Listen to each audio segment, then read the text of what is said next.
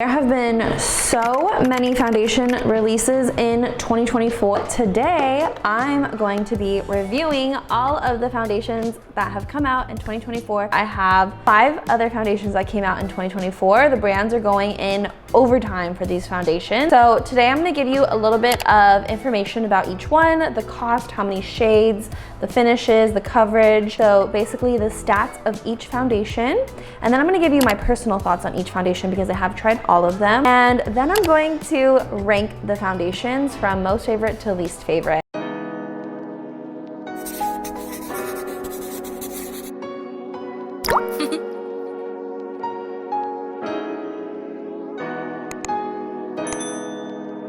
And if you haven't already, make sure to like and subscribe. I'll start by saying that I have normal to dry skin, heavy on the dry. I'm also light to medium, neutral undertone, and I love soft glam, full glam. It's no secret. That is more my makeup style. All of these play a factor into my personal review. So let's just get into them. Makeup Forever HD Skin Hydra Glow Foundation.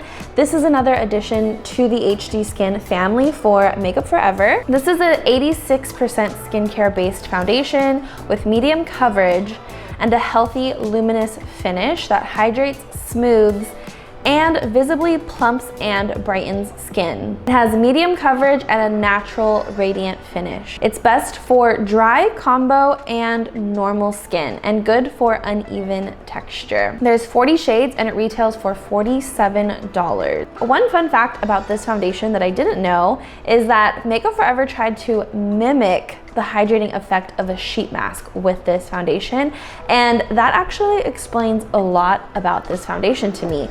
I went to the event for the launch of this foundation here in LA, and everyone's skin, most people were wearing it to the event, myself included, everyone's skin looked so plump and juicy. That's what I kept saying, like, wow, your skin looks so plump and juicy.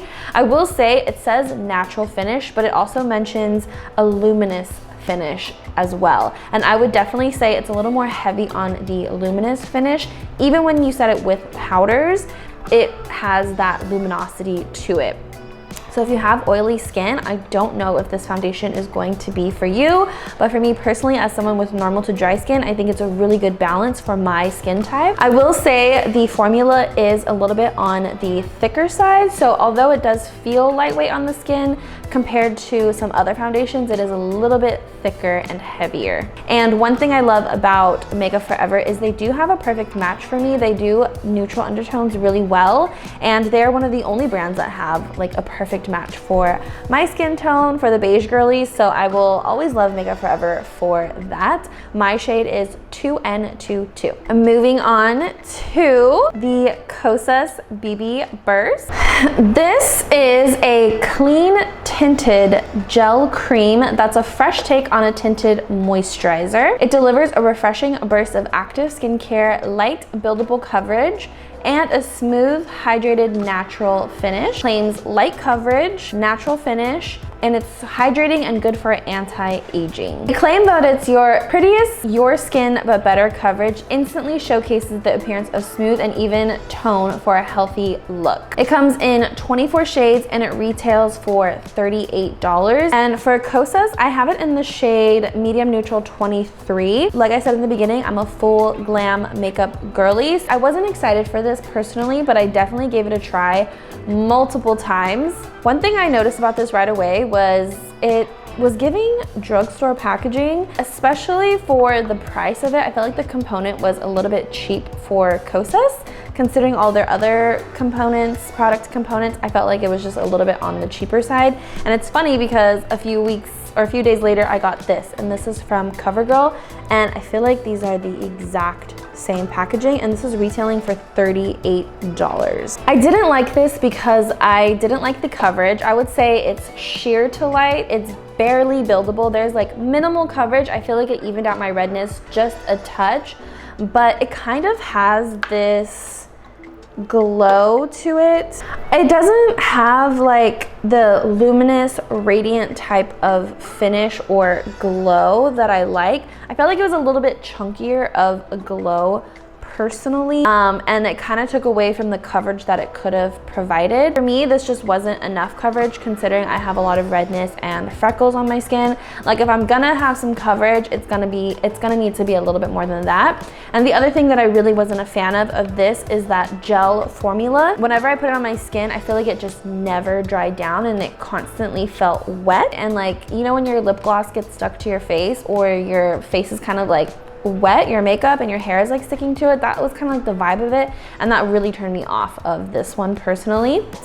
So if you have super dry skin, you might like that and you don't want any coverage, you just want your skin to look super radiant and luminous, like super radiant, you might like this. But for me, even though I have normal to dry skin, I did not like this one. This is the Smashbox Always On Foundation. This is a skin balancing foundation with hyaluronic acid and adaptogens. Is their innovative long-wearing foundation with skin balancing, oil control, and hydration that supports skin instantly and over time. Buildable coverage for a visibly even, natural look and 16-hour color true wear.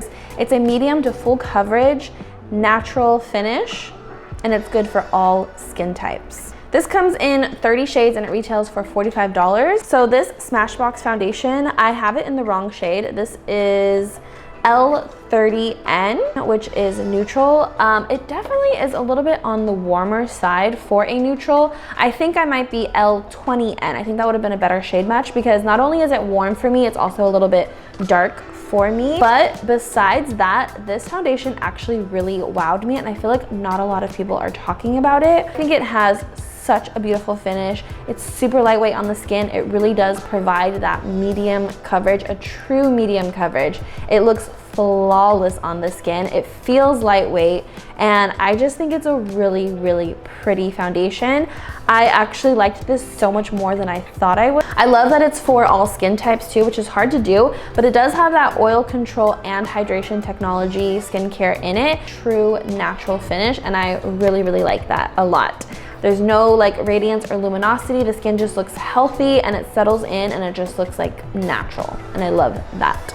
This is the Anastasia Beauty Balm. First of its kind, solid serum boosted skin tint. It has sheer to light coverage and a natural finish. It comes in 16 shades and it retails for $42. So here's the thing with this. I am a little bit disappointed with the shade range in this because I feel like you have to find your match for this. For skin tint, I will say this has a lot more coverage than I thought it would. There's a few preconceptions that I had about this because it being a skin tint, because it being a stick, and it actually surpassed all of my thoughts for that. So for skin tint, I feel like this could give you a true medium coverage. I really like the coverage on this actually. I feel like my freckles still showed through, but it evened out all of my redness, which I really liked. This product works best with your hands, and less is more. I see so many people swiping this product on, like it's so easy to do. Trust me, you just want to swipe it on because of the applicator, but less is more, and blending it with your fingers, which I don't normally like to do, but it is the prettiest finish, and you get the most coverage out of this product that way.